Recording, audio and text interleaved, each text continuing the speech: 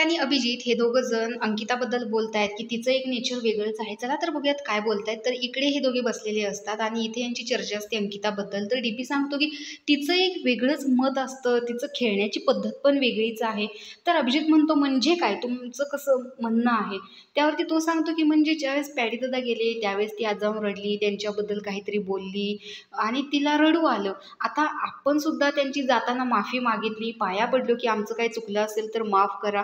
ह्या सगळ्या गोष्टी केल्या. आता ज्याच्याबद्दल वाटतं त्याच्याबद्दलच आपण काहीतरी करतो ना, तर ती पूर्ण वेगळीच आहे. म्हणजे तिला म्हणलं ना गेमसाठी बदल करावा लागेल, तर तिचं म्हणणं असतं की मग कसं काय चालणार दादा? माझं म्हणणं असं आहे की गेम खेळण्यासाठी काही चांगल्या गोष्टी कराव्या लागतील, काही वाईट गोष्टी विरोधात जाऊन कराव्या लागतील. तर या गोष्टी आपण केल्या पाहिजे. त्यावर अभिजित म्हणतो हो ते तर साहजिकच आहे, पण तिला ते नाही पटत. म्हणजे त्यांचा जरा बॉन्ड वेगळा होता ना पॅडी दादांचा आणि तिचा, कारण एक वयस्कर व्यक्ती होती आणि वडीलधाऱ्या माणसासारखं तिचं ते नेचर होतं त्यांच्यासोबत. तर या गोष्टी त्यांच्यासोबत तिच्या जुळायच्या कोकण कोकण म्हटल्यावर. पण तिचं म्हणणं आहे की तुम्ही त्या काल 5 जणांमध्ये दिसला नाही, त्या 5 जणांमध्ये तुम्ही का नाही दिसला?